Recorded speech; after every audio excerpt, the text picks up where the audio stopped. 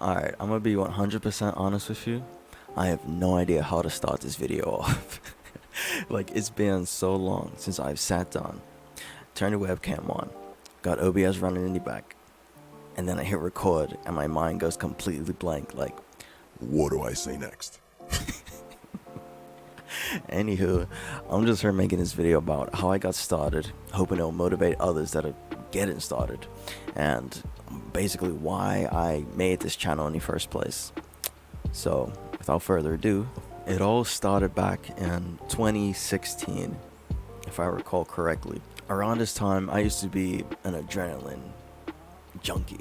Like, I used to do skateboarding, I used to do like parkour and free running, but the second thing, parkour and free running, is basically what led me to where I am right now in this exact spot. So I'd have a group of friends and stuff, right? And we hit each other up and be like, yo, so you guys want to go training? So and so and so and so. And then I'll be like, all right, cool, I'll try this out. Actually, before we even got to that group, it was me and a friend of mine. This is when we used to do skating. We went onto YouTube, and then we saw these guys doing parkour and free running. Like, yo, what are these guys doing? Just jumping over things, climbing over stuff, doing flips. Like, hey, that looks pretty sick. I want to give that a shot. So this is when we started going out, watching like parkour tutorials, how to do this, how to do that, how to front flip. After a while, years went by, we got some more people into our group, and as time started going on, I kept doing that. I learned how to do a front flip, do like a bunch of these vaults and whatever else. And as time went on, I've noticed that I wasn't doing these certain moves correctly, right? Because there's this one important one, which is a roll, right? This is an important move, a critical move within parkour. And we would be falling from like these huge drops, like 15-foot, 10-foot drops, right? Just going like straight down. And as I would drop straight down from these heights, I didn't master that roll. So I would be doing a real sloppy job at trying to disperse that energy and spread it along in a roll so that it doesn't all impact my knees. So what I would do, I would drop, right? You hit the ground first, and then I would roll. So what it's supposed to be, you're supposed to go down, and then as soon as you basically just as soon as you tap the ground, you're supposed to roll immediately. But I didn't do that, and I ended up messing up my knee. Went to a physiotherapist, and they're like, yeah, so you got jumper's knee. I had no idea what jumper's knee was. All I know is, yo, my knee hurts. And so time went on, I didn't really care. So after many flips and stuff, I would just kind of be shaking my knee. I'd be shaking my leg just because it hurts a little bit. So let me just try stretching it out a little bit. Just ignored it. Just kept flipping, kept jumping from these huge heights, kept doing whatever I wanted to do because it was fun at the moment. And then as time went on, it got to a point where I couldn't walk. It hurt to walk, to literally go up a few flights of stairs.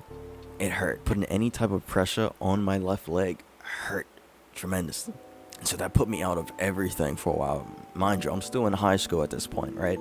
So 2016, injured, can't do anything physical. So I would sometimes need help going up and down stairs because it would hurt me too much to even put pressure on that leg. It was to that point where I was just like, man, like I really did it this time, right? Just ignoring what my body's telling me and just doing whatever I want to do just because it's fun and it gives me some excitement.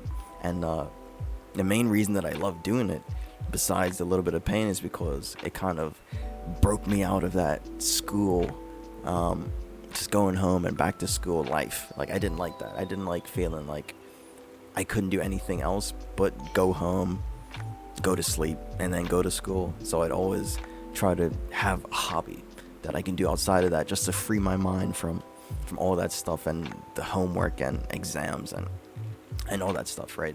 So during this time, I'm basically falling into a depression. Falling into a depression because my only one thing that I love to do, I can't do anymore because I'm injured. I can't do any physical activity anymore, so I couldn't do any parkour. I couldn't do any free running. I couldn't do any skateboarding that I loved to do before. I couldn't do any PE at school, so no form of physical activity. I also did martial arts, so I couldn't even do martial arts anymore. I couldn't do anything, so I'm basically turning into a potato, right? Just sitting there every time someone wants to do like physical activity, like with the class or something, I come along, and then all I have to do was, the only thing I could do is sit and watch the class, have fun while I sit there. And yeah, that really it's a depressing experience if you want to sit in here and think about it, but I'm not going to tear up.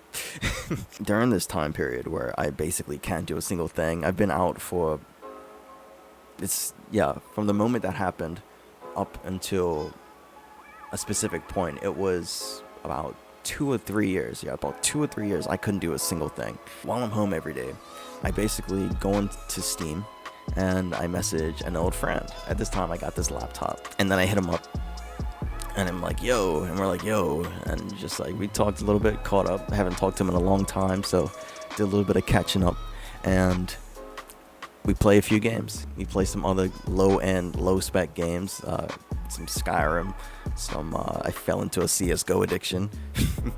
At this point, I was like, yeah, maybe I have what it takes to become a professional CSGO player.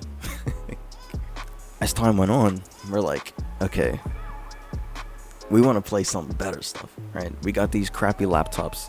They can't really run anything good. We want to play these AAA titles. We want to play the Witcher 3s. We want to play, other stuff. We want to play other things. So we're like, yo, so here's the deal, right? We're going to learn about everything it takes to build a PC so we can build our own gaming PC, right? So during this time period, during the process of a couple months of just research, watching YouTube videos, we learned about all the components it took to create a PC. So we're like, CPU, what does a CPU do? GPUs, what does a GPU do? Motherboard, what does a motherboard do? RAM, what does RAM do? Different sized motherboards, different cases, power supply units, what are these different things? So we basically binge watched like a whole bunch of just Linus Tech Tip videos. We basically watched a whole bunch of videos on how to create or how to put together a PC and different PC components, because the main thing that we didn't want to do is mess up when we try putting our PC together, because the last thing that you want is for something to mess up, right? We're under 18, so we obviously don't have a job that pays a lot of money. So if something went wrong, who knows how long it'd be again for us to be able to make how much money to be able to purchase that part that got broken in the first place. So as time went on, we're like, all right, cool, we understand what does what. Now we just need the money to be able to purchase these things. So we got some jobs. We worked a bit. I think my first PC cost about $700. I think it was $700, $800. Anywho, I got that. And then we were finally able to play games that we wanted to play. So we didn't play things at like ultra settings, obviously, because that requires ultra money. But we still were able to play things at like medium to high, depending on the game, medium to high. But we were okay with that. We were just fine with something being over 60 FPS, and it ran smooth. We started playing those games like, GTA, Witcher 3, so and so and so on. And it got to a point afterwards where I'm just like, I'm getting a little tired of just gaming with this. Like, I got this new machine, right? I'm getting a little bit tired of just playing games. What more can I do with this machine? This is when I got introduced to certain things. Like, I tried out some web development. Went to a full stack web development bootcamp. Tried out game development, tried out music production, tried out like some stuff in Photoshop. I basically experimented with a bunch of different things, honestly. One day I came across this one YouTube video. It was an Omegle prank. Omegle, not sure how to pronounce the word, but I came across this Omegle prank video. And the basis of this prank was, you use Wireshark, right? Packet capturing software. You use Wireshark, and as you connect to the other individual, you basically look at the packets. So you look at, I think it was UDP packets, I can't remember, but you look inside the destination and source, and then you'll see yours in there, as well as the individual that you're connecting to, right? So you just take their IP address, and as you're already connecting with them, talking with them, or whatever else, you look it up in like an IP lookup tool, and you basically just say like, oh, hey, so how's the weather in X country, X city? So I thought like, whoa, like I've never seen this thing before, but I'm gonna give it a shot. And so I installed Wireshark. I basically did this for about 3 weeks probably, because I thought it was so cool. Like I've never really done anything like this before. So I didn't know what I was doing. I don't know what Wireshark is. I didn't know packets, frames, nothing on the OSI model. I knew nothing. I was just copying what this guy was doing in this video. As I was copying him, I was doing that. I went on Omegle.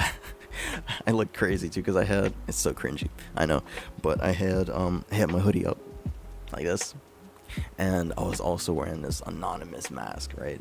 And this anonymous mask on, and then I was just there pranking a bunch of people. And this one girl, she was like, hey, I know you, aren't you from my school? Do you go my school? Because I said her country and her country or state or near city. But yeah, she was pretty freaked out by it. A bunch of people were freaked out by it. And then I came across this one guy, and he was just like, hey, so I'm feeling pretty lazy right now. Just tell me where I am. I don't feel like putting my VPN on. And so I was just sitting there thinking to myself like, yo, how does this guy know that I'm here doing this to people? And he just asks me to like tell him his location. Like, wait, what? Anyway, opened up Wireshark, got his IP address, put in IP lookup, told him the location, and it's like D6697, and I'm saying to myself, what is this guy talking about? What is 6697? So I asked him, so what is 6697? And then he tells me, if you can he tells me if you can shock, like using Wireshark, then you can IRC. And I'm saying IRC, like, oh, what's IRC? And to look it up in like internet relay chat, like what is internet relay chat? And then we basically talked a bit more, and he ended up eventually inviting me over to the official anonymous IRC chat, where I met a whole bunch of different people. They had so much free resources on hacking. It was ridiculous. Like I've never seen this before in my life. Like I didn't even know there were just free resources like this out here. I'm not sure if they got it illegally or not, but yeah, I went through a good bit of stuff, and this is when I got introduced to a bunch of different concepts on stuff having to do with like Wi-Fi hacking, different types of malware, networking stuff, web application testing stuff, privilege escalation, a bunch of different concepts that I had no idea of at the time. After that, I just started looking into a bunch of different things, because it for some reason it piqued my interest. Because if you just see on a bunch of movies and films, right, you see, oh, this guy's a hacker and her just typing away at a keyboard, and you just see a bunch of like matrix letters going across the screen, and then it's like, oh, I'm in. But as I'm going through this stuff, I'm like, oh, okay, so there's an actual like thing that you follow, right? You got information gathering, gaining access, maintaining access, covering tracks. You got like an actual guideline that you follow. Like I didn't know about none of this. I didn't know enough about OSINT and finding information or doing any type of information gathering at that on people or anything like that. So sometimes, I know this is probably gonna be a bit creepy, but sometimes because I wanted to get more into OSINT, I challenge myself. There's this website also called the OSINT framework, and it's really useful when you got to do OSINT stuff. So I do these challenges to myself. Just a random person, I just say, okay, so what can I get from this person from just the name? And I'll try and find anything I can, publicly available information at that. Try and find anything I can from that person's name. So I'll be like, okay, so from this person's name, what emails can I get? What social media accounts can I get? What usernames do they have? What other usernames do they have to access certain accounts? Where do they live? What's their family? Different things like that. I would challenge myself to try and find these things. And surprisingly enough, so many people have so much information out there publicly just given out to the world. It's like, it's so easy to get information on people nowadays, which blew my mind, right? Because certain things, like let's say, for example, if I'm trying to gain access to something, I don't condone any illegal actions or anything, by the way. But let's say, for example, I'm trying to break into some person's account and I got their password. I brute force the password somehow using an insanely long word list. And it says, okay, so that's a security question, what's your mother's name, or what's your phone number, or something like that. And then I end up finding out, oh, okay, so on this person's Facebook they have their phone number listed in so and so, or this person's birthday. They don't have it just set out anywhere, but looking through the pictures and stuff, okay, so I see that they graduated in 2018. When you graduate from 2018, their age, you kind of count back the grades, and then, or you can scroll down the profile and try and look for it wherever it says, like, happy birthday, where someone might have posted on their wall.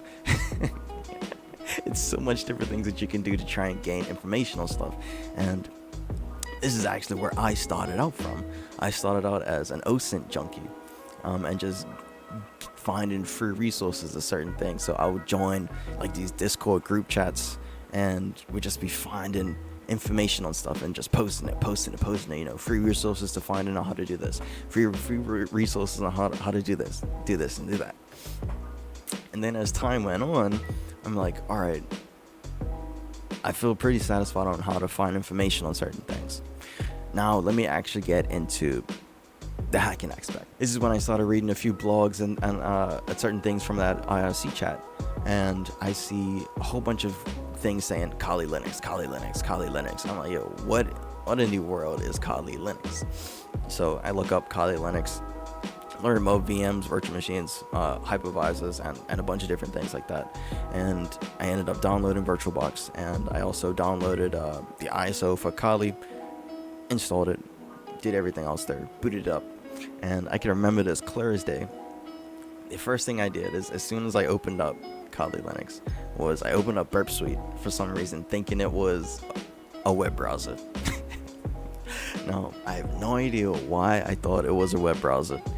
All I just remember was, okay, so how do I search? How do I browse the internet using this? And then after just trying to figure out how certain things work, I just gave it up. I'm just like, yeah. So I have no idea how to do anything here. I don't know how to use the terminal. I don't know what a web proxy is. I don't know nothing. So I basically went back, right? I took a little break. And I'm like, all right, so if I'm going to do anything from here, I need to start off from scratch. I'll start off with a solid foundation, right? Because if anything, if you're going to build a house, you got to have a pretty sturdy foundation. So I was like, all right, cool. So let me first learn about networking. Let me get the basis of networking done. Like, okay, cool. Then let me learn the basis of some Linux terminal commands. Okay, cool. For some Windows stuff and some on Windows, let me learn a little bit of how to use CMD and PowerShell. And then afterwards, it's like, okay, cool. So now I learned how to use the terminal. Now let me learn about attacks. So this is when I started reading into theory of things, because you can't really do much with the tools if you don't know the theory first on how to implement those tools and where they would actually fit to be used in a certain attack, right? So I took a bunch of time out where I'm just here learning about different attacks, man in the middle, phishing, web attacks, denial of service, blah, blah, blah, blah, blah, blah. And then going back to the IRC chat, they also had a list of a bunch of tools that would be used for certain things, right? So let's say like for Wi-Fi stuff, it will have like the Aircrack NG suite, Wi-Fi. For web stuff, it will have like dir search, Burp Suite, OWASP, right? You'll have like a bunch of different things, and now you're starting to create a tool set of, okay, when I want to do a specific certain thing, it consists of using these specific group set of tools. So if I want to do something that has to do with network, okay, cool. So obviously, if I'm going to map out the network first, I'm going to use something such as Nmap, right? Or if I want to do web stuff, I've learned about the basics of HTTP and how data and traffic is sent from a server to a client, different types of requests, how APIs function, just the basis of certain things. Since I already had some knowledge in that from doing web development, it's like, all right, cool. So now I know how to use and what a web proxy is and how to actually use Burp Suite to manipulate traffic that's sent to and fro. So it's all these things where it's like, all right, cool. So now I have my groups, I have my tools. Okay, what next? So as time went on, I'm inside my little Discord group, and then a friend of mine was like, yeah, so I got my OCP already. And I'm like, wait, what? you got your OCP already. And it's like, yeah, you should try it too. I'm like, I don't know, like I don't have any certification yet. And when I've been reading a bunch of blog things on like what should you get for your first certification and stuff, like I always see things that are security plus, CEH, network plus. I'm seeing these type of things, A plus, CompTIA A plus. And you probably already have heard these things like a million times, right? I guess when I was talking to other people, like, should I do my OCP as my first certification?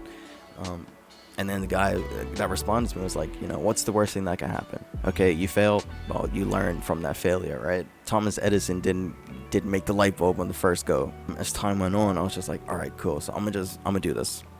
I'm gonna try it. I'm gonna give it a shot.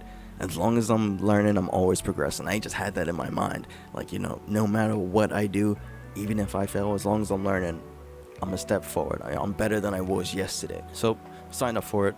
Got these study materials.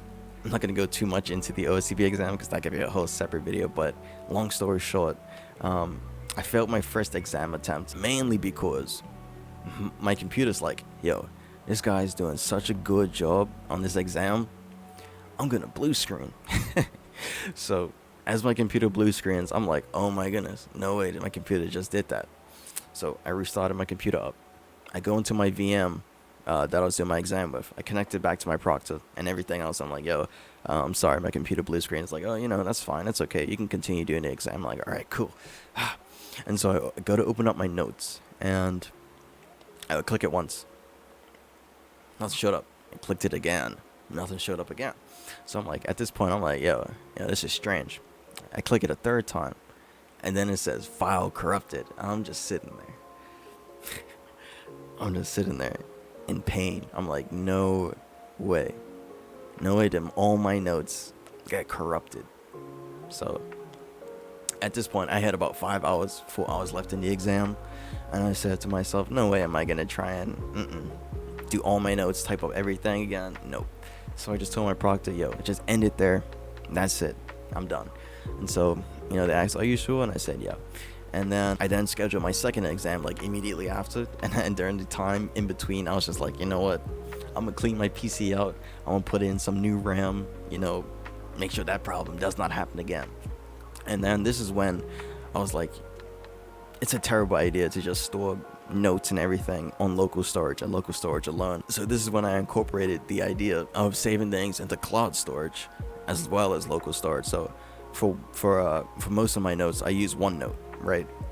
Because once something's saved to the cloud, it's like, okay, if my physical machines, burn up in flames whenever, I still got my files saved up in the cloud. So that's why I see that as a major plus. So my second exam attempt, I ended up passing it, which felt real good. I felt accomplished because I basically took a whole year of doing nothing else but attacking that OSCP. I told friends and stuff, yo, I ain't doing nothing.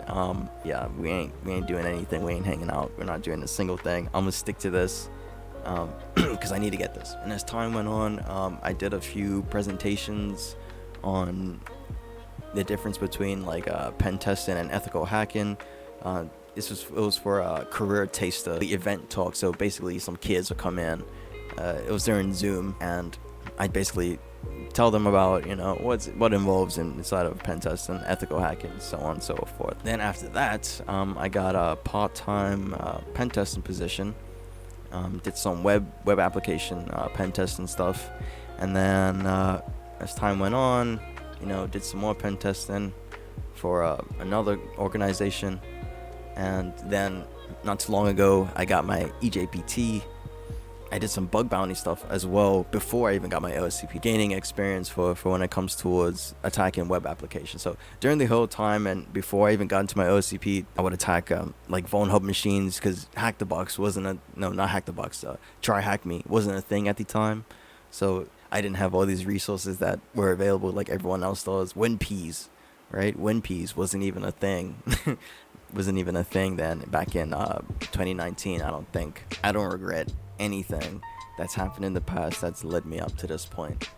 Like, I'm actually pretty grateful that I had that knee injury, but at the same time, it's seeing that process, you know what I mean, of, oh man, I'm here, I'm at my lowest of my low, I'm feeling so depressed right now, I can't do anything that I like to do, to finding something new, completely new, that I've never done before, that I never even thought I'd do. And just looking back at it as, man, it was all worth it. It was all worth it. All the sleepless nights, all the pain and everything. I was just working your way up. And to get into a point where it's like, yeah, I know what I want to do in life. Like, you know what I mean? I like, not even like I love cybersecurity. Like, I love this whole field. I love this aspect. I love that you're always learning. You're never going to be someone that knows everything 100% of the way. There's always going to be someone that's smarter than you, right? And as long as there's someone that's always smarter than you, well, at least from how I see it, there's always going to be something more to learn, right? Because let's say next week there's a new exploit or something that's out, and they use a certain vector that you've never knew about before, but now that something's been introduced, you're learning about that, and then you can implement that into your toolkit for when you got to do a pen test for this client to make sure that they're more secure from potential attacker. So I know it's a bunch of plus sides to this lifestyle. It's a forever learning. It's like a straight highway of just infinite amounts of knowledge that you're never going to be able to learn it all. And that's something that I really love about it, because there's many different fields of work, I suppose, where you can just get really complacent, where you feel like, okay, so I know it all, and now there isn't really nothing new to learn about. But for this field, there's always something new to learn about, and that's what I love about it. That's one of the main things that I love about it. I don't want to keep going on because I don't know how long these videos get in now. I've just been running on, just been yapping. Yeah, that's about it for my story to how I got it to here. Hopefully that motivated somebody that was watching this. If you're even still here, I don't know how long this video is gonna be. Some people might just click off before it's even done. But yeah, that's it for the story and the main purpose for this channel. So like I said, I have my notes in the cloud, right? Like in OneNote, and they're all written out as in like a text form and screenshots. So basically, like, I could put these things all into blog posts if I want, but sometimes I get into these modes where I like to watch videos on YouTube, and I also sometimes like to read things to learn. So I've thought about this idea of, okay, so how about I just, for when those moments come where I want to watch something to learn about, or need a refresher, how about I just turn my notes from being a text form into a video form, right? So instead of, for those days where I don't feel like reading through all my notes to refresh my brain on certain things and certain concepts, how about I just put them up on YouTube, and then I could just watch them, rewatch them, and at the same time, as well as it's helping me out, it's also going to help out others, because, you know, what if someone else wants to find out how to do X, Y, and Z? They can also go to that video and get the help they need to do whatever that specific video or whatever that topic covers. So that's the main reason that I've created this channel. My throat is getting dry. I'm gonna get some water after this. But yeah, I hope you guys enjoyed, and I'll see you in the next one. See ya.